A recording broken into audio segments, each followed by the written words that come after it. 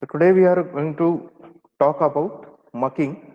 Till now, you have seen that what is a tunnel, what are the basic aspects or components of a tunnel, mainly the classification, and then the methods by which you can excavate a tunnel. So in that you have seen the soft soil methods, the hard rock methods, and then we discussed in detail about TBM, the tunnel boring machine, that where you can use it. You can use it in hard rock, soft soil. You can have some variations in it. So that we have discussed. Now, in all this process of construction of tunnel, okay, whatever method you follow, it may be a needle beam method or it may be a drilling blasting, NATM or TBM. So in all these methods, all these cases, one thing is common, that is the excavated material, which we have already termed as muck. We have seen that in the previous lectures. Okay. So now today what I will tell you is the process of this mucking, that what you can do with this muck or how you can take this muck outside the tunnel. Now you will say that, okay, what's there to tell in that? It's a simple process that you just dump that muck in some truck or some equipment or some vehicle, and then you just move that truck or that vehicle outside the tunnel. Okay. You might say that, and it's also true partially. Okay. Because that is a feasible process when you have a short length of a tunnel, but when you deal with longer tunnels of more than 10 and 20 or 50 kilometer or so, so in that case maybe this truck method, it might not be suitable, and it has some disadvantage of its own that we'll see later. So that's why you need to come up with some different solutions for this problem, that how to remove this muck. And it's not like you just remove this muck in 2 to 3 cycles and you get over with it. It's a continuous process. As long as you keep on drilling and blasting and uh, re- loosening up the material, there is going to be muck which is produced. And it's not just the soil which you have. Many of the times during drilling also you need to incorporate water so as to avoid the damage to your drill bits, or even to the TBM, there is some amount of water or coolant, you can say, which keeps the drill bit safe from damaging due to heat. Okay. So it's not just soil that you have always, it's sometimes in a form of a slurry or sometimes in a form of a mud. Okay. So all that you have to keep in mind, and then you have to come up with the processes for removing the muck. Okay. So you know what a muck is, and the process of removing it is known as the mucking process. Okay. Now the parameters on which this method will depend, that what method I'll adopt to take out this muck out of the tunnel, that will depend on the size of your tunnel and mainly the width and height of your tunnel. Okay. And we will come to the part where you will get to know that why width and why height of the tunnel is important, and obviously what equipments you have. If you don't have that sufficient equipment to remove all that muck, then it's of no use, or that process itself, it will not be completed. Okay. So now we'll discuss upon methods of mucking. So the first method is California crossing method. Okay. Now it's a simple, straightforward method, that what you have is you have two parallel tracks. You can refer the diagram below. Okay. So you have two tracks, a simple railway track, just a narrow gauge, you can say, small track. It's not of a broad gauge or meter gauge. Narrow gauge track is there, and it's temporary, obviously. And then one track, it is used for the empty cars. So the top one, what you see, so that's a track for storing empty cars. So this is, suppose, the loading area, okay, or where the excavation is going on. And then this side you have exit, or the port, one of the portal of your tunnel. Okay. And from outside, the empty wagons which can run on the rail track, they come and then they are stored here in the on this track. Okay. and one by one they come ahead, and then the material is filled into it, and then once the wagon is filled, then it is taken outside through another track, which is this bottom one, that is track for movement of loaded cars. Okay, so this cycle goes on continuously. The moment one car is loaded and it, or one wagon is loaded and it passes over this track number 2, you will say that this is track 2 and this is track 1. Okay. So the moment the loaded wagon it goes on track 2, the one of the empty wagon, it from track 1, it comes and starts the underloading process starts. Okay. So this is the California crossing method, and this is just a photograph from a video which is taken. So here you can see it's a similar kind of thing that you have studied in your railway engineering in your number 2 of this course itself. So you have studied this points and crossing. So this is not related to points and crossing. What I have to show is this kind of temporary track is created. Okay, and you can see now this one is coming outside. Okay, and this is the track for going inside or for the empty cars. So in this way you have this circle or the loop which goes on. Okay, so that's your California crossing method. Again, this is another picture which shows you. Here you can see there are 3 tracks. So maybe if the width of the tunnel, now here the parameter comes into picture, that if your width of the tunnel it is sufficiently, or it is sufficient enough, then you can accommodate more than 2 tracks as well, or minimum you can accommodate 2 tracks. Okay, so that's the requirement of this California crossing method, that you should have sufficient width so that the tracks are accommodated, and also there is a gap which is there in between the extreme faces of the wagon and the face of the tunnel, so it should not be very closely uh, placed. Okay, so this is another photograph for a California crossing method. Then the second method what you have is a grasshopper method. Okay, now it's an unusual name. Now why is it called a grasshopper? Because now considering that you have such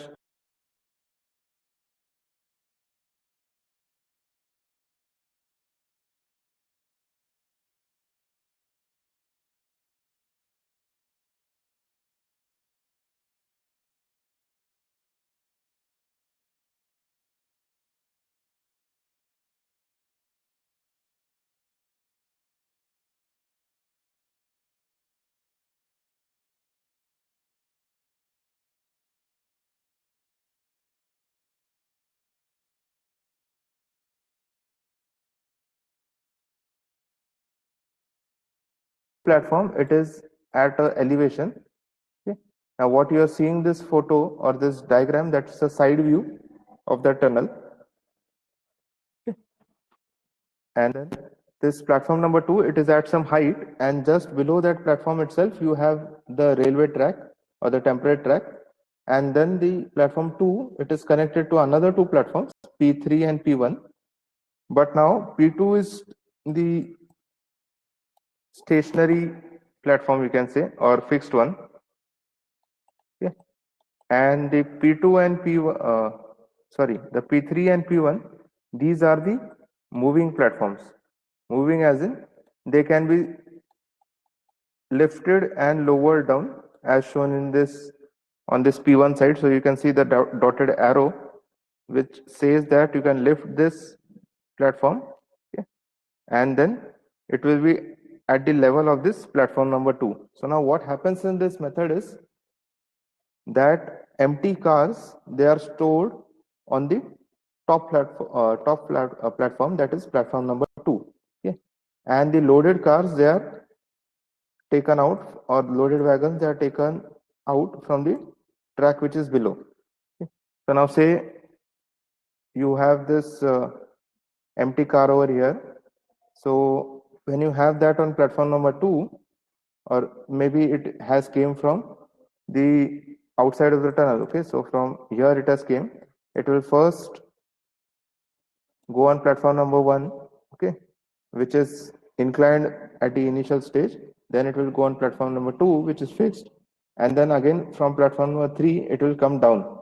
Okay, and then the loading will start. Now by the time the loading is happening, another set of wagon comes through the same sequence from P1. It is stored or it is kept temporarily on the platform number P2, and once these cars or wagons they get loaded, then this P3 platform it is taken up, and these wagons they can go here, and once they go below platform number 3, then again this P3 is lowered, and then the empty wagons which are standing temporarily at your platform number 2, they will come down and the loading will start.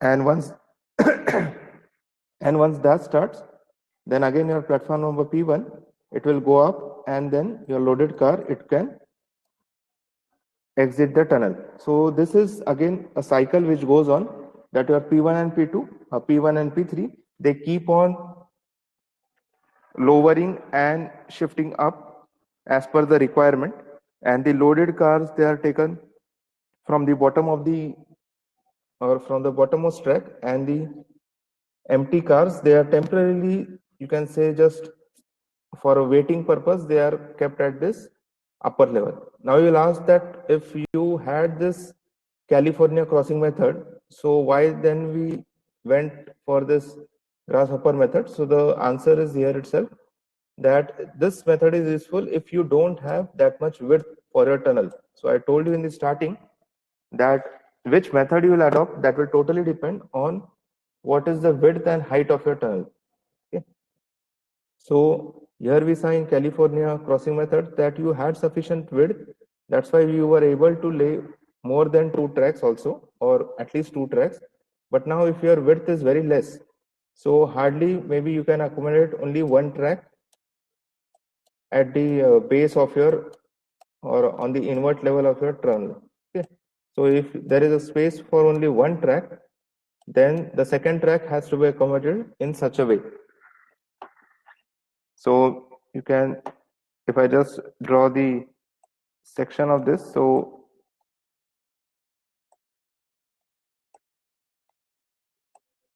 this will be your bottommost portion, and then there will be a temporary platform, and you will be having this empty wagons at the top.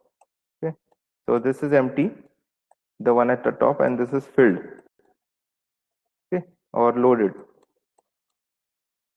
So this is the grasshopper method. Now you can guess why the name is grasshopper, because you are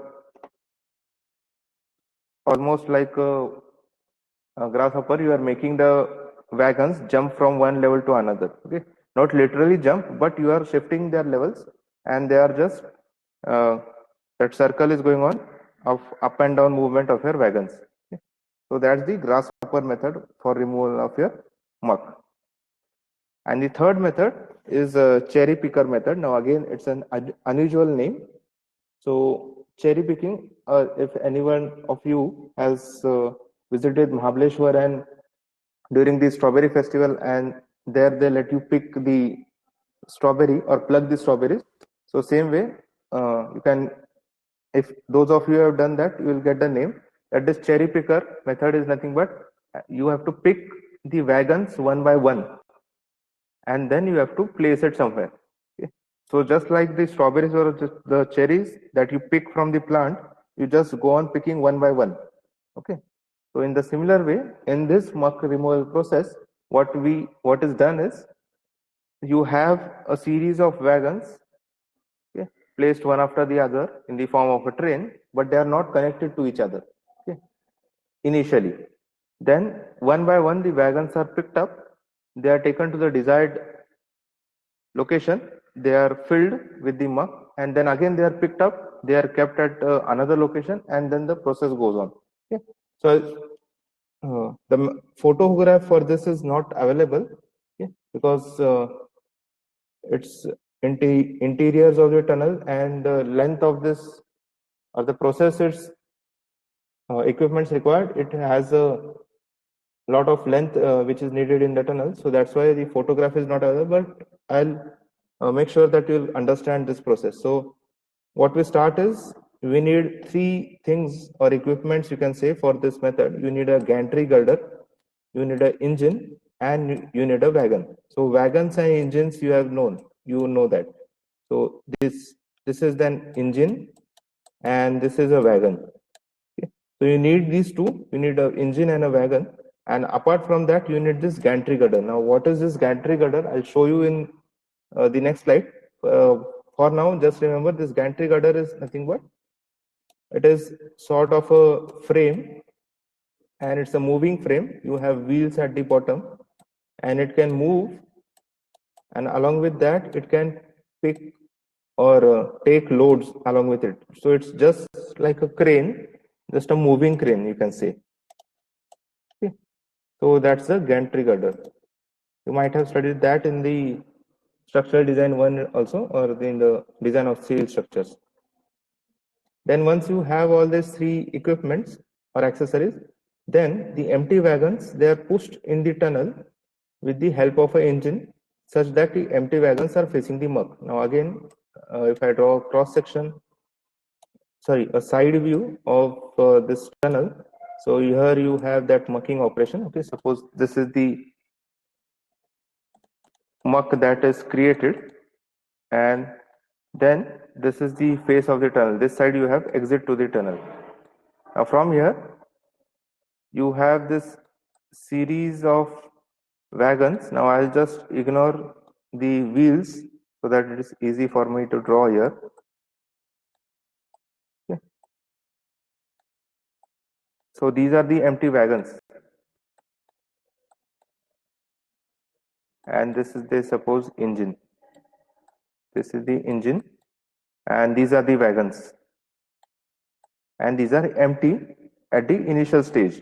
Just these wagons, they are pushed inside the tunnel or near the mucking area with the help of this engine in this direction. Okay. Now what is done is this first wagon, it is filled with this muck. Okay. Now this will be filled wagon, FW suppose. Okay. So the first wagon, when completely filled, now what is done is till now, when you pushed the wagons inside the tunnel, they were connected, but after they reach this mucking area, then this connection is removed, okay, so that they can be lifted one by one. Now this filled wagon, it is lifted with the help of the gantry girder, and then it is moved and it is kept just in front of your engine. Okay, so this is the filled wagon. And then the next wagon, it is pushed. Okay, so instead of let me just again erase some of these connections.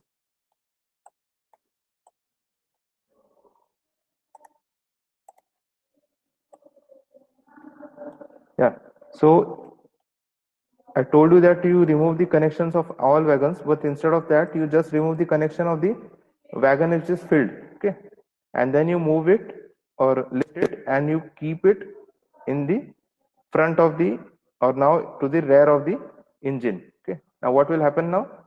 Here there will be empty space created. Now again your engine, it will just a bit, it will give a push to these wagons, and now this wagon, it will take this position, and again it will be filled, and once it is filled, then again it will be lifted and it will be placed ahead of the first filled wagons. So now you see what we are doing is we are one by one, we are just bringing the empty wagons near the muck area, and then we are filling it, and one by one we are picking it and we are keeping it at the other end of the engine. Okay. So that's why the name is cherry picker method, that just like picking up a cherry or a strawberry, you pick one by one the wagons, but the wagons are filled, and then you keep it on the other end of the engine. Okay. Now this process is done till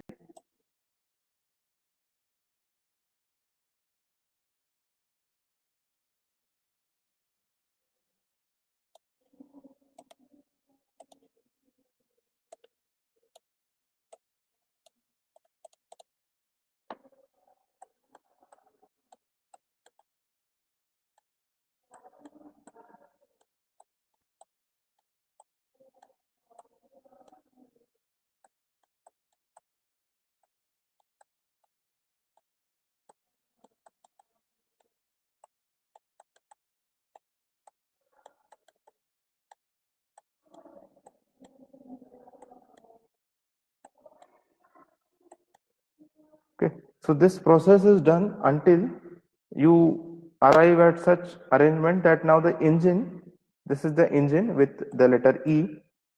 So this engine, it is now at the or just beside the muck, and then now ahead of this engine in this direction you have all the wagons which are filled with muck. Okay. Now all the wagons are filled, all the engine has to do is just push it and then take it outside the tunnel. And then outside the tunnel, those wagons will be emptied into the dumpers, maybe, and then again they will be reversed, their order will be reversed using the same gantry, and then again it will be pushed inside, and then again the cycle will go on. Okay. So just I have explained these steps. That first wagon is completely filled, it is hoisted with the help of a gantry and placed behind the engine, and then the engine pushes the wagon assembly so that the second wagon, empty wagon, is placed near the muck, and then the process goes on. Okay. And once all the wagons are filled, then they are taken outside the tunnel. So that's the cherry picker method. Now, as I told you, there is no photograph, but what I have done is I have tried to show you two photographs. Now, on the left side, what photo you see, this yellow color thing. So this is your gantry girder. Okay.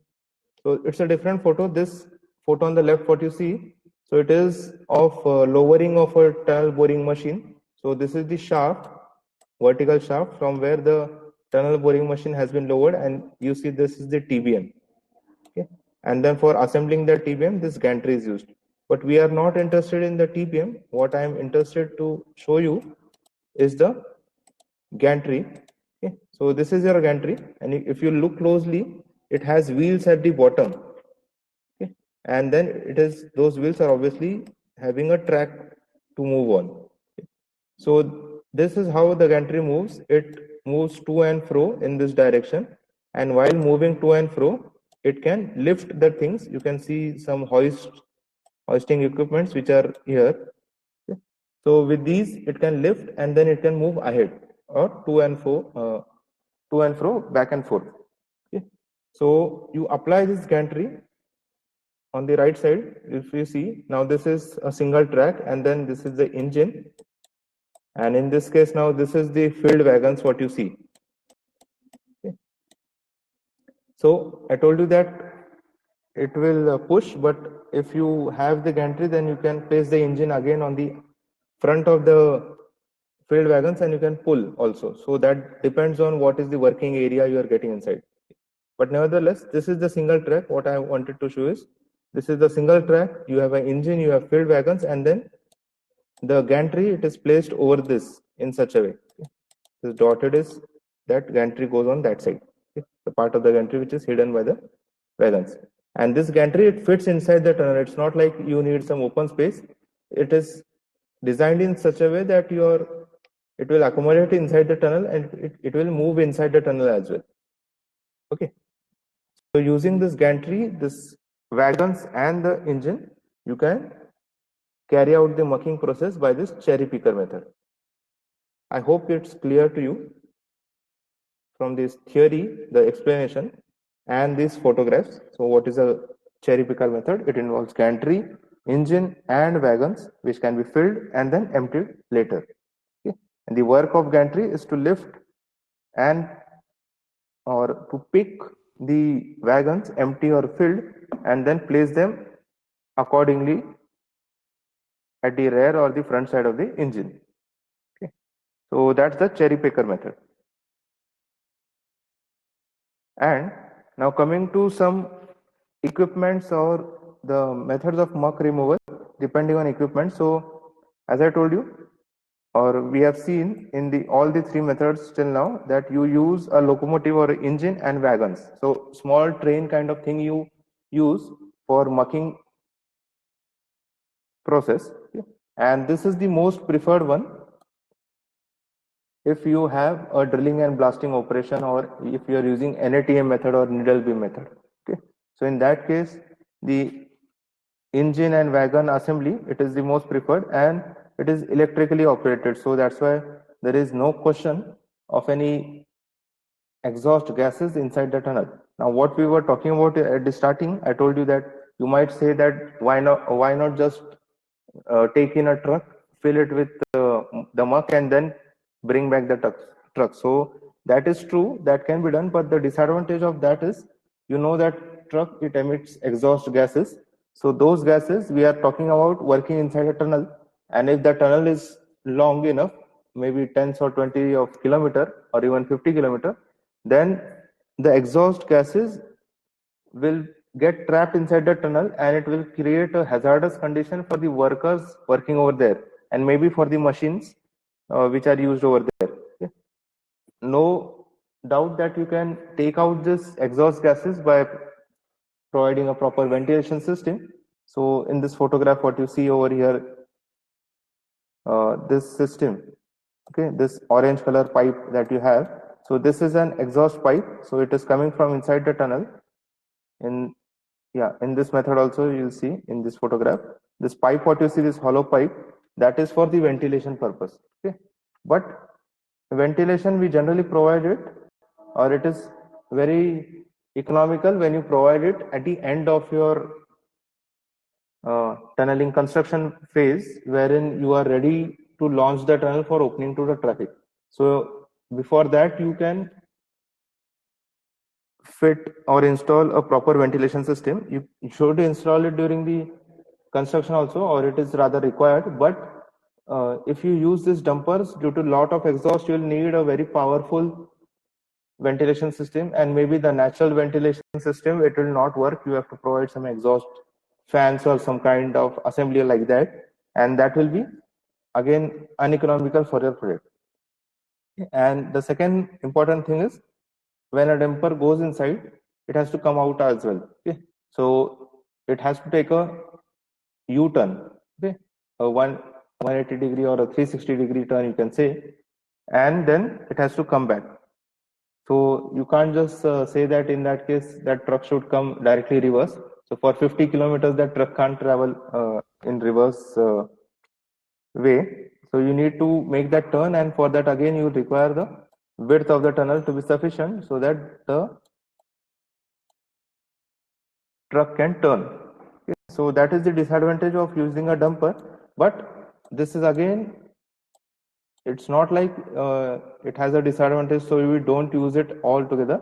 You use it, but for shorter spans, or when you have a very small tunnel, maybe of a few hundreds of meters or so. So in that case, you can use the dumpers. Okay.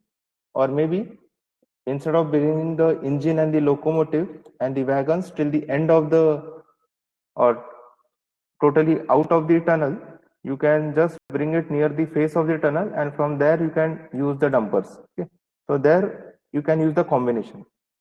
And whatever TBM we have seen, the tunnel boring machine, so if you are using that kind of method for excavating your tunnel, then mucking using conveyor belts become very easy. And I have shown you this during the explanation of TBM as well, that TBM in itself has a built-in accessory that whatever is the muck removed, it can be conveyed using a screw conveyor or a belt conveyor.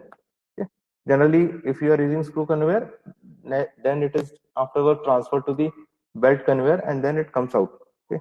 So that is suitable. And though I have written here, it is suitable for small tunnel, but that is suitable also for the long tunnels. But now we have seen that in TBM, the length of the TBM itself, it can go up to 150 meters. Okay. So for this 150 meters, there is a conveyor belt system. But after that, then you can switch on to either the engine wagons, engine and wagons, or the dumpers. So you can say that not a single method or not a single equipment is used at one instance or in one project. There is always a combination, that you either use a dumper and a conveyor belt, you use a conveyor belt and an engine wagon system, or you use all three together according to the needs of your project. Okay. So this is all with the methods of muck removal. So we have discussed all in detail. Just to give you a quick revision. So first we discussed the California crossing method, in which you had two parallel tracks, One was used for empty wagons, another for loaded wagons, and then you had a crossing kind of thing at the both the ends. Okay. And this was the photograph for it. Then the grasshopper method, in which you had three platforms. One was the fixed or stationary, which was P2, which is on the top side, and the other two, P1 and P3, they were the moving ones, moving as in you can lower it down and you can take it up so that you can accommodate the loaded wagons at the bottom side.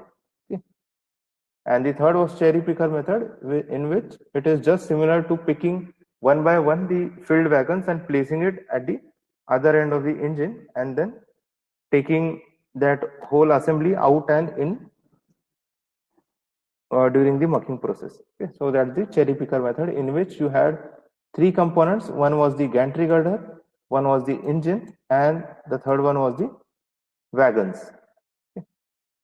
And then we discussed this muck removal process depending on what equipment you are using, and I told you that you can use it in a combination rather than going for only one kind of a method.